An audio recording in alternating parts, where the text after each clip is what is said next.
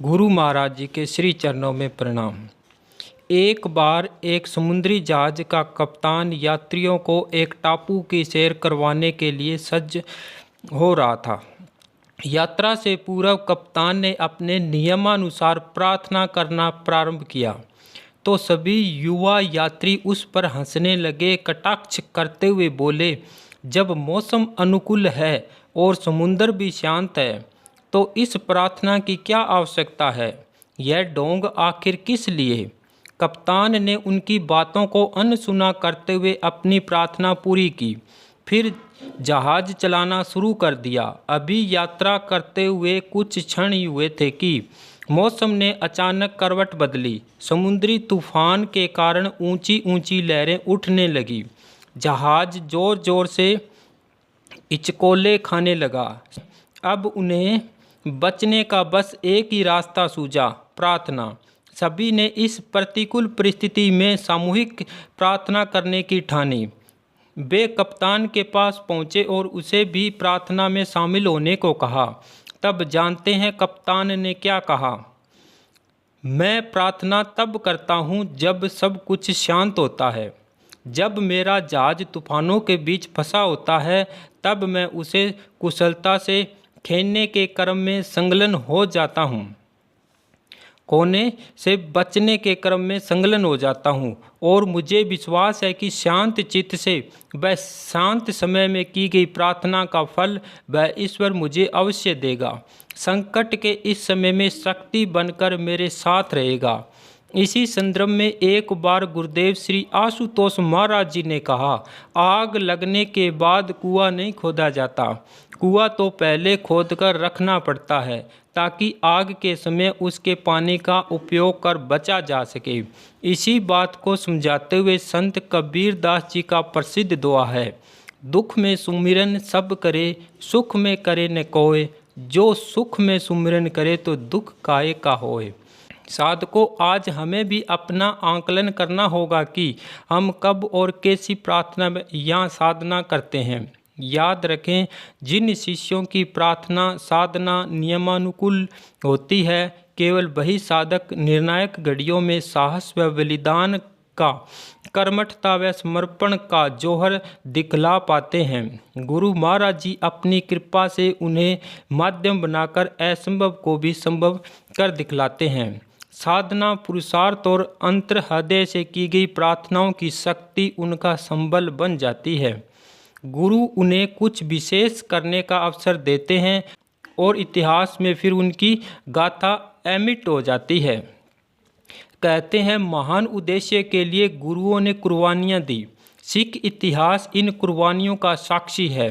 बात उस समय की है जब नवम पातशाह श्री गुरु तेग बहादुर जी ने समाज को मुगलों के अत्याचार से मुक्त कराने का संकल्प लिया था।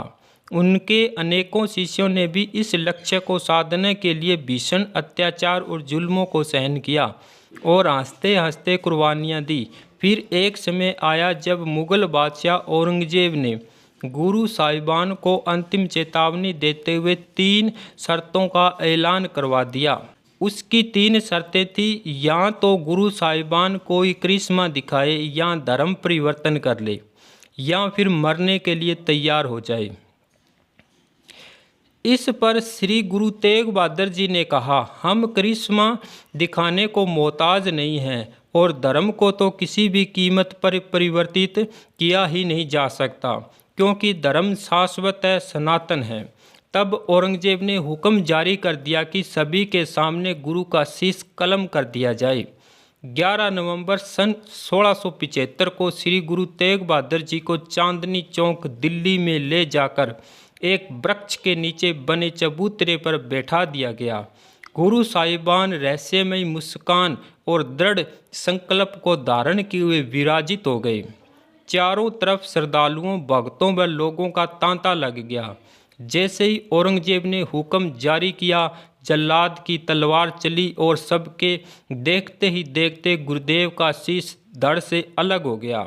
इस दृश्य को देखकर चारों तरफ हाहाकार मच गया। प्रकृति ने भी जैसे इस कुकृत्य का साक्षी बनने पर रौद्र रूप धारण कर लिया। जोरों के आंधी तूफान में सब तितर बितर हो गए।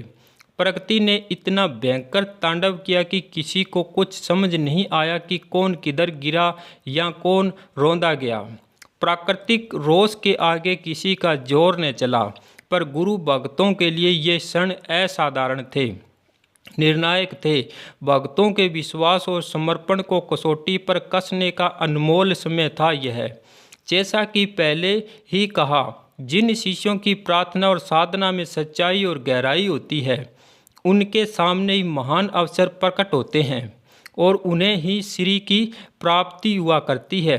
उस समय भी गुरु के दो प्यारे भाई जेता और भाई लक्खी शाह बंजारा ने शिष्यत्व की लाज रखने का श्रेय प्राप्त किया और आज तक इतिहास उनकी समर्पण गाथा के गीत गुनगुनाता है। जहां तेज आंधी तूफान के कारण किसी को कुछ भी देख पाना मुश्किल हो रहा था, वहाँ भाई जेता यदि कुछ देख पा रहा था तो अपने गुरु का शीश। उसकी नज़रें भीड़ को चीरती हुई अपने गुरु के शीश पर जा टिकी और वह किसी भी कीमत पर अपनी दृष्टि को वहाँ से हटा नहीं सकता था। मुगल सिपाहियों की परवाह किए बिना सारी भीड़ को चीरते हुए भाई जेता दौड़ता हुआ अपने गुरुदेव के कटे हुए शीश के पास पहुंचा और बड़ी श्रद्धा से उसको उठा लिया। फिर छुपते छुपाते लगभग 4-5 दिन की यात्रा करके पहुंचा कीरतपुर, पंजाब में। वहाँ सभी भक्तों ने मिलकर पूरे सम्मान के साथ गुरुदेव के शीश का अंतिम संस्कार किया। सज्जनों, भाई जेता ने अपने गुरुदेव के शीश का अपमान होने से बचा लिया और अपना शिष्य धर्म निभा दिया। वहीं दूसरी ओर भाई लक्खी शाह बंजारा ने अपने गुरुदेव की पवित्र देह का मान बचाया।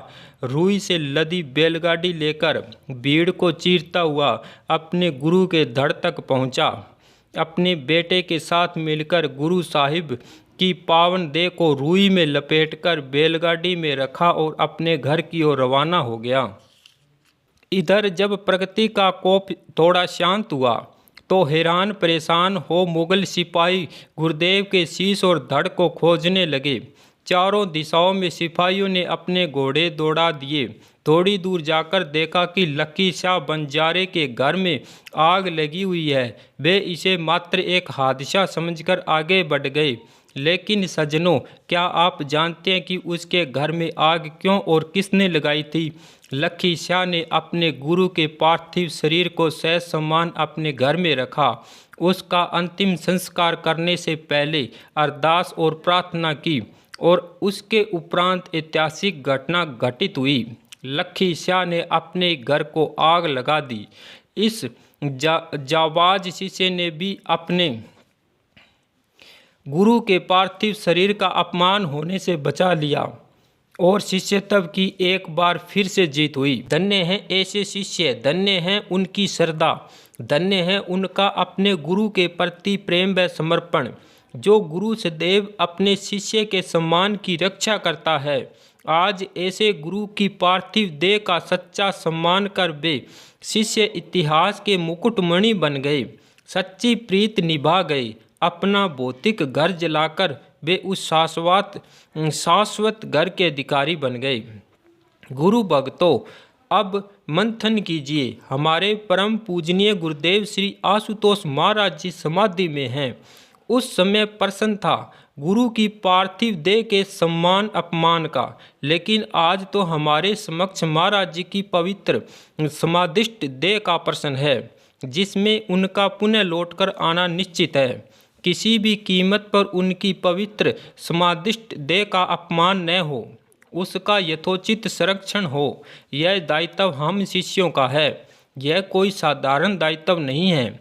इसे निभाने के लिए भी प्रार्थना और साधना की सच्चाई और गहराई का होना अत्यंत आवश्यक है।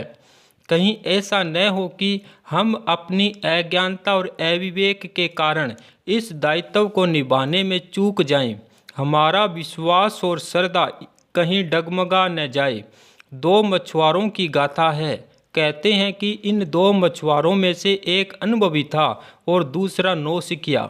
दोनों मछलियां पकड़ने जाते तो हर बार एक ही बात होती। अनुभवी मछुआरा जब कोई बड़ी मछली पकड़ता तो खुश होकर उसे बर्फ की सीली पर सुरक्षित रख देता, लेकिन जब नौसिखिया मछुआरे के जाल में बड़ी मछली फंसती तो वह उसे वापस समुद्र में फेंक देता और केवल छोटी छोटी मछलियां ही एकत्रित करता।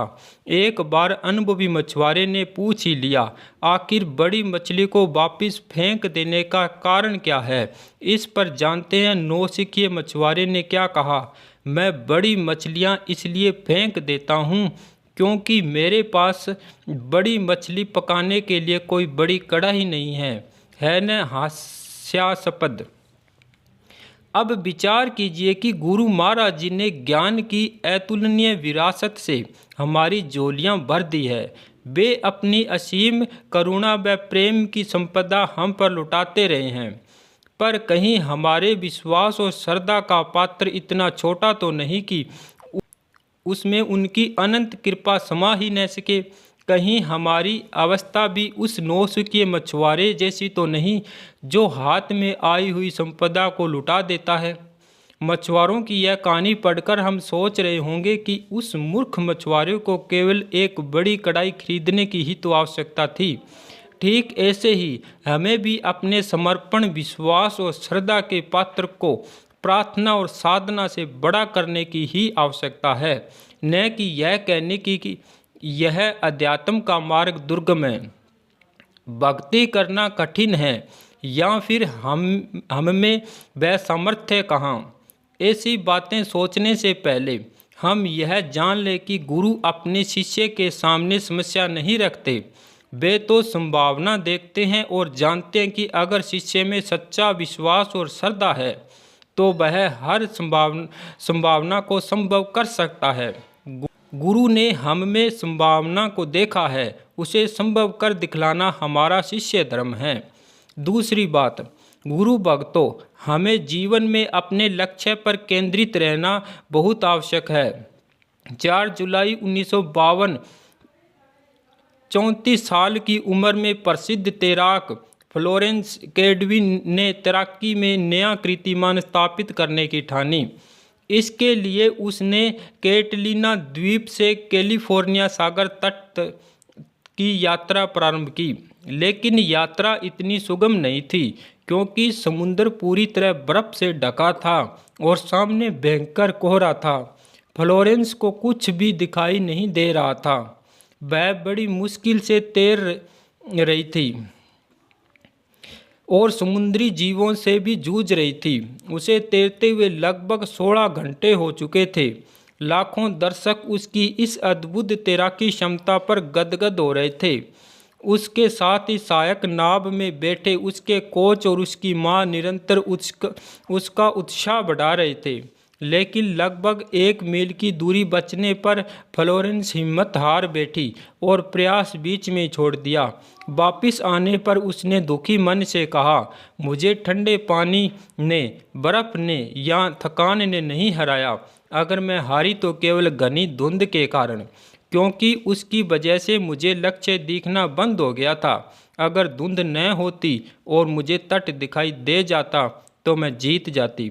2 महीने बाद उसने फिर से प्रयत्न किया, लेकिन इस बार उसने लक्ष्य को अपने मांसपटल से च्युत नहीं होने दिया। गहरे कोहरे और बर्फीले पानी के होते हुए भी, और इसी कारण उसने कीर्तिमान स्थापित कर दिखलाया। हम भी हमेशा याद रखें, भक्ति मार्ग पर चलते हुए हम भी कहीं लोगों के बहकावे में आकर भ्रम और संशयों के गहरे कोहरे में न फंस जाएं। यदि ऐसा हुआ तो हम भी अपने लक्ष्य को देख नहीं पाएंगे और हार मानकर लौट पड़ेंगे। ऐसी भूल कहीं हमसे न हो, इसलिए हम साधना और प्रार्थना द्वारा अपने मानस पटल को साफ रखें, उस पर संशयों की धुंध न छाने दें। फिर हर विकट परिस्थिति का सामना करते हुए भी हम अपनी मंजिल तक पहुंच ही जाएंगे। अंत में यही कहेंगे, साधक शैतान की हिट लिस्ट में होता है। शैतान हर संभव प्रयास करता है साधक की आस्था को छीनने का, उसके विश्वास को तोड़ने का और उसकी साधकता को नष्ट करने का। लेकिन जिनका सिक्योरिटी सिस्टम चालू रहता है वह उनका कुछ नहीं बिगाड़ सकता। विचार कीजिए, यदि आपके घर में चोरों से सुरक्षा के लिए सिक्योरिटी सिस्टम लगा हो और आप उसे चालू करना ही भूल जाएं, तो हो सकता है कि पीछे से चोर आकर घर को लूट ले और आपको पता ही न चले पाए। इसे क्या कहा जाएगा? आपकी मूर्खता। आपने यंत्र तो लगा दिया लेकिन उसे चालू न रखा, तो चोर तो उसका फायदा उठाएंगे ही उठाएंगे। ठीक ऐसे ही हम साधकों का सिक्योरिटी सिस्टम है साधना व प्रार्थना। अगर प्रार्थना साधना चालू नहीं है तो किसी भी समय चोर अर्थात विषय विकार, भ्रम, संशय हम पर हावी हो जाएंगे। इसलिए कुछ भी छूटे लेकिन प्रार्थना साधना न छूटे, यह बात सदा स्मरण रखें। जय श्री राम, जय महाराज जी की।